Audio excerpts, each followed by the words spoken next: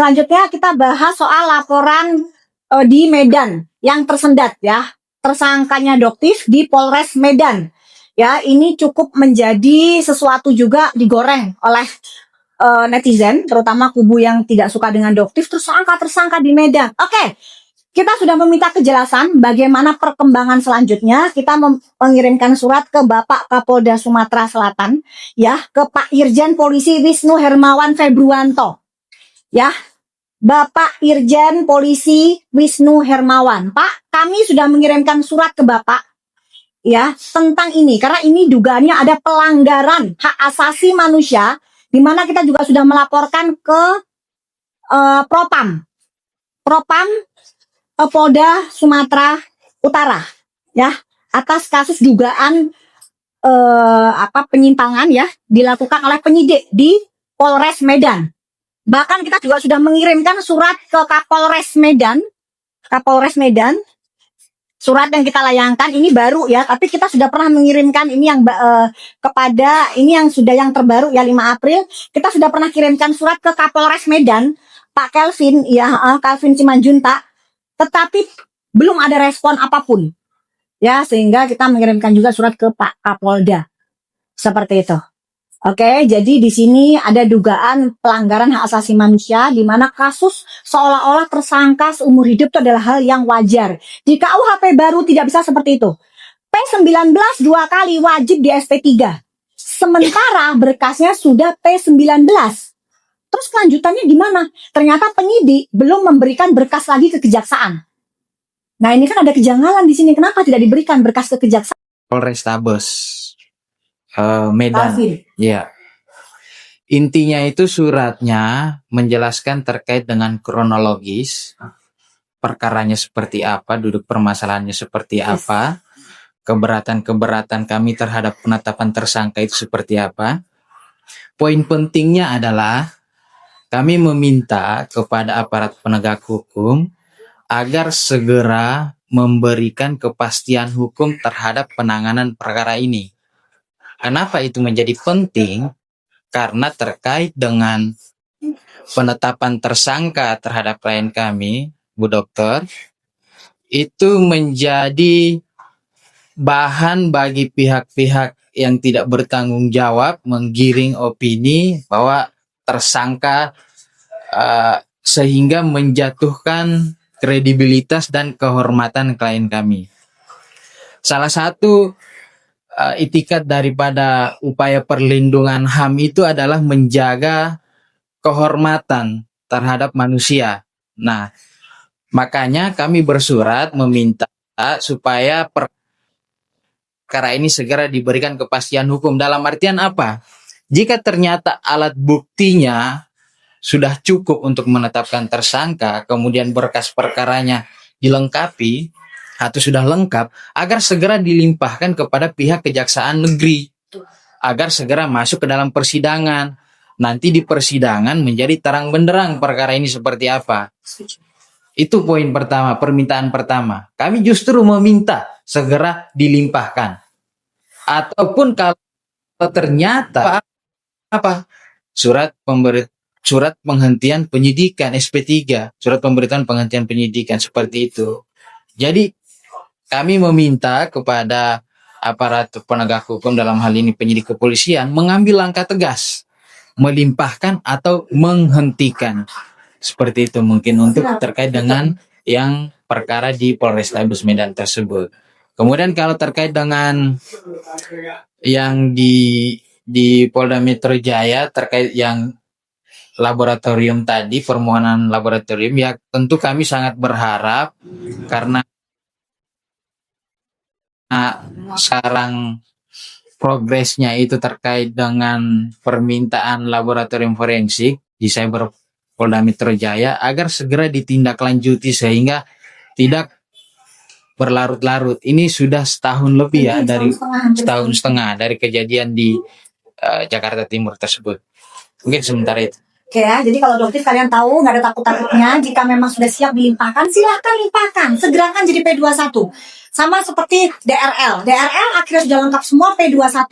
Begitupun Doktif sudah tersangka, iya memang Doktif tersangka di 2 tempat. Dokter akuin dengan gagah berani, iya, di Polres Medan dan Polres Jakarta Selatan, memang. Tapi kapan B21-nya? Jangan mangkrak dong kasusnya. Mau diapakan? Kalau memang di Medan tidak bisa jalan, hentikan. Tidak kuat buktinya, hentikan. Jangan malu-malu kepada penyidik Polres Medan. Daripada nanti akhirnya apa merembet ke Paminal, kemana-mana. Karena ini sudah ada dugaan adanya dugaan istilahnya penyimpangan ya dari penyidikan. Oke? Ya. Mungkin Bang Caca mau nambahin? Ya, saya coba tambahkan terkait dengan perkara laporan kita terkait dengan SS. Kebetulan kita ada beberapa laporan, yaitu ada yang di Bingung juga di Polda, habis itu yang di cyber itu terkait dengan PDP, dan satu lagi ada yang terkait dengan di Polres Jakarta Timur. Itu kondisinya saat ini dapat saya sampaikan posisinya, dan kebetulan mungkin pada saat untuk tahap penyidikan ini kemungkinan bakal ada yang namanya ada terkait dengan penyitaan, karena pada saat terjadinya persekusi yang terjadi di Jakarta Timur itu memang dilakukan secara live melalui akun TikTok kalau nggak salah ya, yang di-upload yang SS langsung, dan tersebut itu, dan berdasarkan informasi yang kita dapat itu bahwa saudara Panda kalau nggak salah dia Panda, habis itu satu lagi saya lupa namanya, dan itu sudah dimintai keterangannya, dan sekarang posisinya sudah dalam tahap sidik. Ya, mudah-mudahan kami berharap kepada tim penyidik dari Polres Jakarta Timur segera melakukan pemanggilan kepada pelapor pada dokter detektif Dan segera penyitaan ya. dan melakukan segera untuk penyitaan pun dari pihak terlapor. Itu aja. Biar cepat ya prosesnya, biar cepat jelas gitu. Jadi nggak jadi pertanyaan setiap waktu lah pertanyaan kasusnya SS gimana, mandek nggak ada. Jadi ini juga demi nama baik dari pihak kepolisian itu sendiri. Jadi jangan seolah-olah kepolisian ini bisa disiram oleh pihak mereka ya, sehingga prosesnya berjalan sangat lambat. Sampai detik ini kita masih percaya dengan Kepolisian Republik Indonesia, Pak Kapolda tegak lurus, kita masih sangat percaya. Jadi tolong, begitu juga dengan Pak Kapolda Sumatera Utara, tolong Pak, ini ada dugaan anak buah Bapak di Polres Medan ya berusaha untuk mengkriminalisasi ya dengan tetap kejaksaan. Ya, jadi sengaja dibuat seperti itu dugaannya. Gitu. Ada pertanyaan dari teman-teman? Sambung lagi soal P21. Oke. Tadi bilangnya mau bahas soal P21 ya. Oke. Kalau P21 alhamdulillah artinya apa? Artinya berkas sudah lengkap. Ya. Mungkin Pak Adi bisa menjelaskan seperti itu dari hukumnya. Oke, baik, terima kasih. Terkait dengan penanganan perkara terhadap saudara DRL di Polda Metro Jaya, sejauh yang kami tahu sampai saat ini, berkas sudah dilimpahkan kepada pihak kejaksaan. Dan pihak kejaksaan menyatakan berkas perkaranya sudah lengkap. Saat ini atau sampai dengan kemarin yang kami tahu itu masih di tahap 1. Nah, selanjutnya itu adalah tahap 2. Tahap 2 ini adalah pelimpahan tersangkanya dan barang buktinya. Nah, itu yang kami belum tahu update-nya kapan akan dilaksanakan. Tapi kami berharap semoga secepatnya akan dilakukan tahap tersebut. Oke. Belum ke tahap 2 ya untuk tahu kapan disidangkan. Iya, karena tahap 2 dulu, setelah itu jaksa akan mempersiapkan dakwaan, kemudian didaftarkan ke pengadilan. Mungkin nanti akan banyak pertanyaan, mungkin langsung ke penyidik Polda Metro Jaya. SS juga ya, DRL juga. Itu mungkin nanti teman-teman bisa menanyakan ke Kabid Humas. Kan sebentar lagi kan kita kan mau lebaran. Betul. Kan dokter kan sempat bilang kalau misalnya nggak ada jalur damai gitu. Nah, ini kan yang mau lebaran, apakah nanti akan damai apa bagaimana? Enggak mungkin, enggak ada. Untuk saat ini belum terpikir untuk itu. Kita sih masih tetap ingin proses tetap lanjutkan saja.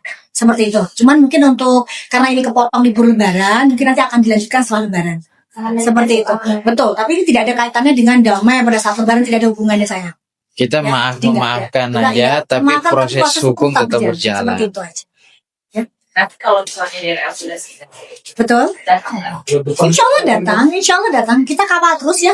Termasuk nanti mungkin dari pihak Komisi Yudisial juga nanti akan mengawal. Kita meminta dari pihak Komisi Yudisial juga akan mengawal persidangan karena untuk memantau kinerja dari hakim yang bersidang. Nanti kita akan juga mengirimkan surat lancar sampai detik ini kita yakin semuanya merah putih, semuanya tegak lurus, tidak ada yang menerima sepeser pun siram menyiram dari terlapor. Di pengadilan mana? Pengadilan Negeri Tangerang harusnya ya. Ini kan Jatibangi. karena pelaporannya di Polda Metro Jaya tingkat wilayah, kemudian pelimpahannya juga ke Kejaksaan Tinggi Banten. Nanti Kejaksaan Tinggi Banten itu akan melimpahkan ke tingkat Kejaksaan Negeri. Nanti di situ kita lihat Kejaksaan Negeri mana, kemudian nanti Pengadilan korelasinya ke Pengadilan Negeri yang mana juga. Kita lihat. Bang, ini kan udah kayak dua terakhir, Bang. Tadi harapan Dogis itu katanya pengen ada TPPU atau TPPU. Iya. Itu bisa dibilang lolos dong, Bang, istrinya dia. Karena udah naik sidang, mau sidang. Ini bisa jadi suatu konteks yang berbeda nanti. Dalam artian kami tidak akan berhenti kalaupun misalnya yang dilimpahkan hanya tersangka DRL dulu. Nanti tetap akan kita tindak lanjuti. Ini mekanismenya bisa akan kita kejar terus, entahkah dengan pembuatan laporan polisi yang baru atau bisa karena kan sebenarnya dalam perkara DRL ini fakta-faktanya sudah disajikan semua kepada penyidik. Penyidik sudah tahu gambarannya seperti apa dan dugaan-dugaan pelaku tindak pidana lainnya juga sebenarnya sudah ada. Nah, tinggal kita menunggu apakah penyidik yang membuat laporan polisi tersendiri model A kalau saya nggak salah. Kalaupun enggak, kami yang bikin LPB modelnya. Ya. Seperti itu. Nggak akan berhenti kok. Tetap nggak akan berhenti karena bukti-buktinya sangat jelas sekali. Jadi kita tidak akan pernah berhenti. Ingat yang dilaporkan bukan hanya soal DRL, tapi kita dalam lidik. Dalam Jadi lidik. semua yang terlibat seharusnya diminta pertanggungjawabannya. Oke? Udah ya? Thank you ya, makasih. Udah sekali lagi, Dok. Apa boleh? Minta kawal KY kan tadi, Dok. Betul, minta pengawalan dari Komisi Yudisial. Kapan datang sananya atau menyuratinya kapan? Ada respon mungkin dari KY sendiri? Komisi Yudisial Bapak Abdul Khair di bawah kepemimpinan Bapak Abdul Khair itu sangat responsif. Jadi seperti yang surat yang Dotif tunjukkan ini adalah responsif luar biasa. Dan sidang rapid dari tersangka DRL. Ya, jadi ya karena ini bersifat rahasia, jadi tidak bisa diisinya. Tapi yang jelas sangat responsif. Dan nanti insya Allah kita minggu depan akan mengirimkan surat ya untuk pengawalan hakim di persidangan dari DRL.